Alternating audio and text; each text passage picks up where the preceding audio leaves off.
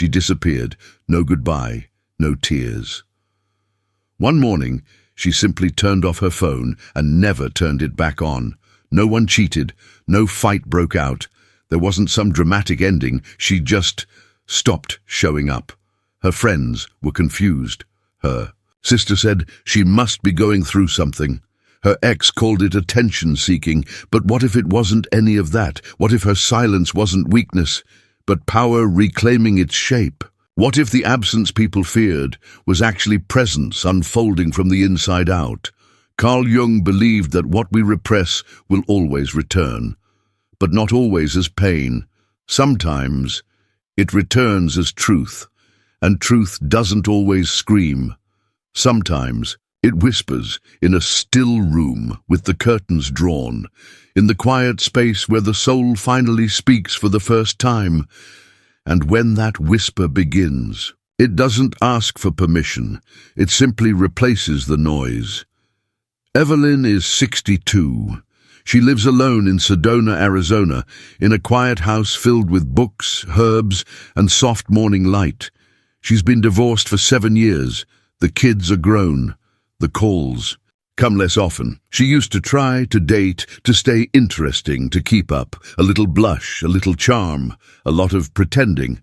But lately, something changed. She stopped checking her phone, stopped wondering if someone would text goodnight, stopped caring if anyone found her desirable. Her friends asked, "Are you okay?" Her sister said, "You need to get back out there." But Evelyn didn't feel lost. She felt quiet. And in that quiet, she noticed something. She was no longer aching to be seen. She was finally beginning to see herself. And though the world saw retreat, Evelyn knew this wasn't the end of something. It was the start of something she couldn't yet name, but she could feel it. Rising. It happened on a Thursday. A man she met through a friend invited her to dinner. He was kind, successful, wrote poetry on the side, the type of man who said things like, "Age is just a number, and you have such youthful energy." So she smiled, put on the deep red dress that still zipped, fixed her hair, practiced small talk in the mirror, just in case. She didn't feel excited, but she told herself, this is what trying looks like. The dinner was fine. He talked more than he listened, complimented her hands, asked about yoga. She laughed in the right places. She was gracious, warm, pleasant. But something in her felt dislocated, like she was performing a version of herself that she no longer believed in. Later that night, Evelyn stood in the bathroom under soft yellow light. She looked at her reflection, really looked. The makeup was still in place. The lipstick hadn't smudged, but her eyes were different, distant, unfamiliar, as if they belonged to someone she used to know. And then it hit her. She had borrowed a personality for the evening, a younger, lighter, more agreeable woman, one who could still make herself desirable if she just remembered the right cues. She felt like a guest in her own skin. That night, she didn't cry. She didn't rage. She exhaled, sat in the kitchen in her slip, bare, feet cold against the tile, and just breathed. For the first time in years, she didn't try to salvage the moment, didn't reach for hope or explanation. She simply said out loud, "I don't want to do this anymore." Not because she didn't believe in love, not because she was bitter or broken, but because she was tired of trying to be someone people could fall in love with. She didn't want to be seen anymore. She wanted to see herself clearly, honestly, unedited. And in that stillness, a voice rose inside her. It didn't shout, it didn't beg, it whispered, "Now we begin." Carl Jung once wrote, "Until you make the unconscious conscious, it will direct your life and you will call it fate."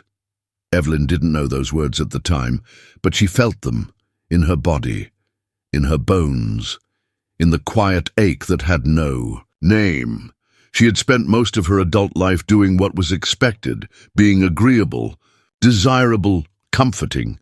She was the woman who could read a room, soften her voice, and make others feel heard, even when she was not. But when she looked in the mirror after that final date, what stared back at her wasn't a woman growing old. It was a woman who had grown tired of living as a projection.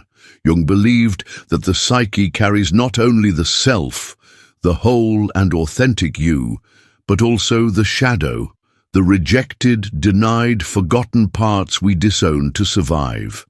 For women, especially, the shadow often includes anger, raw desire, grief, and the need to be seen as more than someone else's mirror. Evelyn had pushed those parts down for years. She smiled instead of screaming. She forgave when she hadn't even been asked. She played peacekeeper even when war raged inside her. But what you repress doesn't disappear. It festers. It waits, and when life finally slows, when the children are grown, the house quiet, the need to perform begins to crumble, the shadow rises. It doesn't arrive like a monster, it arrives like a question. Who am I when no one is watching? Whose life have I been living? These aren't midlife crisis questions. They're the beginning of individuation, a term Jung used to describe the sacred process of becoming whole. You see, Evelyn wasn't falling apart. She was falling inward, into herself, into the rooms of her soul she had closed off so long ago she forgot they existed. And the silence? That was the first sign. The world called it withdrawal. But Jung would call it returning to the self, the buried wisdom, the feminine knowing, the voice that whispers. You don't need to be desired to be real. You don't need to be loved to exist. You are not the reflection. You are the source. This journey, though, isn't peaceful. Not at first. When a woman stops reaching for approval, everything she denied in herself rises to the surface. Old wounds, unfinished grief, the rage of never being asked, "What do you want?" Jung taught that until the shadow is integrated, we continue to project it outward. We see threat in others, envy in youth, resentment in every couple that walks by. But when we bring the shadow into the light, it becomes power, clarity, wholeness. Evelyn began to realize that her discomfort was not a sign that something was wrong. It was a sign that something was awakening. She wasn't broken. She was becoming. This is what modern culture gets wrong. It tells women their silence means something is missing. But sometimes silence means the soul is finally speaking, and the words it speaks are not always gentle. They say, "Stop pretending. Stop shrinking. Stop offering your light to those who can't carry it." Evelyn wasn't losing her vitality. She was reclaiming it. From the roles that asked her to trade authenticity for acceptance. This isn't easy. But Jung never said, "It would be," he said, "there is no coming to consciousness without pain." And Evelyn, like many women crossing into their 60s, was coming to consciousness fully, fiercely, quietly. She had stopped chasing love, and for the first time she had found herself. Not the woman others loved, but the woman who could love, without needing to be loved back. That is individuation, that is freedom, and that is why the world fears the silent woman, because she no longer needs to be chosen. She has already chosen herself. At first, the silence felt like peace, but slowly it began to feel like a disappearance. Evelyn would walk into cafes and notice. No one noticed her. The glances that once lingered now passed right through. Men didn't hold doors as often. The world, it seemed, had stopped recognizing her. She wasn't a wife. She wasn't a girlfriend. She wasn't someone's. She was just Evelyn. And in a society where value is so often measured by visibility, desirability, or romantic potential, that kind of invisibility stings. It wasn't bitterness. It was unbelonging. She would catch herself wondering, have I stepped out of life itself? Am I missing something I'll never get back? Did I make a mistake, choosing to be alone? Then came the messages. An old flame reached out, soft words, late-night nostalgia. "You've been on my mind," he wrote. "I miss how you made me feel safe." Another friend insisted, "You need to go out more. You're isolating. You're too vibrant to just fade away." Temptation wore many faces: the comfort of old patterns, the illusion of being chosen again, the safety of slipping back into something familiar. And for a brief moment, Evelyn wavered. The ache of disconnection isn't always a wound. Sometimes it's a longing for an older version of yourself, one who knew how to play the game, one who could flirt, soften, adjust, survive. She stood in her living room, holding the phone with his message still glowing on the screen. Her hand trembled, her breath shortened. The silence in the room thickened, like fog pressing against her chest. The lamp buzzed faintly. The fridge hummed. But inside her there was a storm. She dropped the phone. It clattered on the floor, and for a moment she slid down beside it, back against the cabinet, knees pulled to chest, like a child hiding from thunder, not crying, just still. As if her body had finally surrendered to a truth it had carried too long, she whispered. Would going back be easier than staying here alone? But the answer came not from her mind, not from her ego that feared vanishing, but from the soul that had begun to speak in stillness, and it said, "You're not alone. You're just no longer available for less." This is the turning point. Jung described as the ego's panic, the moment when the old identity resists death while the new one hasn't fully arrived. It's the most fragile, raw, holy part of the journey, because there's no applause in this space, no external validation. No, "You're doing great." Only silence, doubt, tension so thick it coils in the chest. But Evelyn stayed. She let the discomfort speak, let the questions rage, let the fear of irrelevance, of wasting time, of being unloved burn through her. And in that burning, she began to see clearly that her worth had never lived in anyone's gaze, that being chosen was not the prize, presence was. She didn't reply to the message. She didn't go out for drinks. She lit a candle, made herself tea, sat on the porch as the sun faded over the red rocks of Sedona, and in that gentle dusk, she felt something rare, power, not loud, not performative, but rooted, the kind of power that grows, not from being loved, but from no longer needing to be. Jung called this the integration of the shadow, the moment the wounded, buried parts stop fighting and start rejoining the whole. It doesn't happen overnight. Some days Evelyn still ached, still missed touch, still wondered what if. But she no longer chased answers. She let the ache stay, let the loneliness breathe, because now she understood. Loneliness is not always a hunger.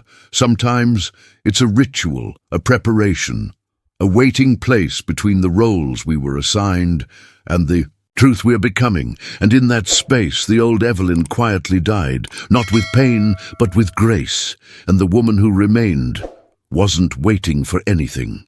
After the silence came the dreams, not the scattered, anxious dreams of a restless mind. These were different. They came in colors she hadn't seen in years, symbols she didn't understand, but felt down to the marrow. A tree with no leaves, glowing. In moonlight, a blackbird landing on her shoulder, an old woman offering her a key. Evelyn began writing them down each morning before coffee. She didn't know why, but she felt something was trying to speak, not in words, but in symbols, in images that bypassed the mind and whispered straight to the soul. Jung believed the unconscious speaks in images, and that dreams are the bridge between the ego and the self. And for Evelyn, those dreams were no longer background noise. They were invitations, the emptiness she once feared. It was gone, not replaced by busyness, but by fullness. She no longer needed to fill her time. She needed to honor it. The walks became longer, the music softer, the mornings slower. She started noticing the shape of her thoughts, the subtle shifts in her energy, the way her body no longer rushed to please or perform. She had stopped living for the eyes of others, and in that absence of gaze, she had found vision. Jung spoke of the archetype of the crone, the wise woman, the elder, the seer.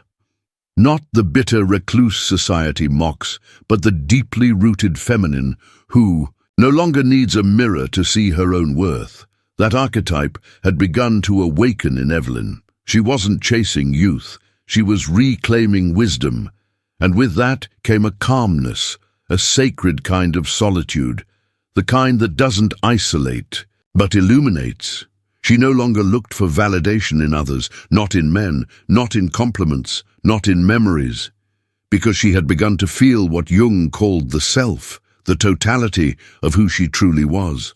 Not the mask, not the role, not the desirable woman, not the mother, the ex-wife, the charming dinner guest, but the whole, the quiet root beneath the leaves, the stillness beneath the persona. And in that stillness, something shifted.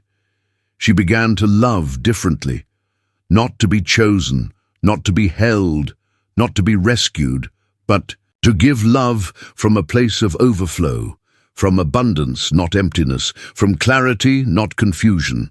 Jung said, "What we do not integrate will control us, but what we do integrate transforms us." And Evelyn had integrated her longing, her grief, her fading visibility, her aging body, her unmet desires. They no longer pulled at her, they became part of her. They gave her shape. She was no longer fighting her past, she was walking with it. She was no longer shrinking to fit inside relationships, she was expanding, beyond needing them. This is individuation, not perfection, not enlightenment, but wholeness. The ability to sit with contradiction, to carry pain and peace in the same breath, to wake up and know I don't need anything to feel full because I have stopped abandoning myself. Evelyn didn't become radiant overnight. She didn't glow with a second youth. She didn't rejoin the dating world with newfound confidence. She simply began to live as though she were enough, because for the first time she was, not in anyone's eyes, but in her own. She smiled differently. One morning as she opened her curtains, the sunlight hit her face, not just as light, but as recognition. She inhaled, and for the first time in years, the sound of her own breath felt sacred, like a vow. On her shelf sat an old journal. On the first page she drew a symbol, a circle split down the center, one side dark, one side light. It was not art. It was a mirror. The self had arrived, not as a thunderclap, but as the click of a lock opening from within. Walked differently. Looked at the sky like it was trying to tell her something, and maybe it was. Because once a woman begins to listen, not with her ears, but with her soul, everything starts to speak. The wind becomes a mirror, the moon becomes a companion, the silence becomes sacred. She no longer lived to be chosen, she lived because she had chosen herself. Years later, a younger woman knocked on her door, heartbroken, confused, unsure how to keep going. Evelyn didn't offer advice. She brewed tea, lit a candle, and placed her hand gently over the girl's. "You don't need to fix yourself," she whispered. "You just need to sit still long enough to hear who you've always been." And as they sat in that silence together, Evelyn knew her journey wasn't just for her. It was a path cleared for others to walk barefoot, gently, home. So let me ask you something. Have you ever gone silent, not because you were broken, but because something inside you was beginning to wake? Have you ever withdrawn from everything, the dating apps, the social circles, the late-night texts, and the empty conversations, not out of fear, but because you were tired of performing, because you were done being seen without ever truly being known? If so, you are not alone. There are thousands of women like Evelyn who are choosing to step off the stage, close the curtain, and finally sit with the voice they've spent a lifetime quieting. And maybe that woman is you. Maybe you've reached that point where noise no longer comforts, where affection without depth feels like starvation, and where being desired feels more like a distraction than a dream. If you've ever felt that shift, the sacred discomfort, the ache that doesn't come. From heartbreak but from awakening, I invite you to write 4 simple words in the comments. The silence saved me. Write it for yourself. Write it for the Evelyn in you. Write it for the woman who hasn't found her way here yet, but will. Because when one woman shares her silence, another woman hears her own. And if you know someone, a friend, a sister, a mother who's gone quiet lately, who no longer shows up the way she used to, who seems distant but not lost, share this video with her, not to fix her, not to bring her back, but to honor where she is, because sometimes when the body goes still, when the eyes stop searching, when the world no longer feels like home, that's not the end, that's the beginning. That's where the soul starts to speak, and it will not shout. It will not scream, it will whisper, but once you hear it, you'll never unhear it again. Jung wrote, "Your vision will become clear only when you can look into your own heart. Who looks outside dreams. Who looks inside awakens. So maybe, just maybe, you're not fading. You're blooming in a language only stillness can translate. And when love comes again, because it won't come to fill a hole. It will come to meet you where you are, already whole. When the body grows still, it doesn't mean life has stopped. It means the soul is finally speaking, and it will never whisper again."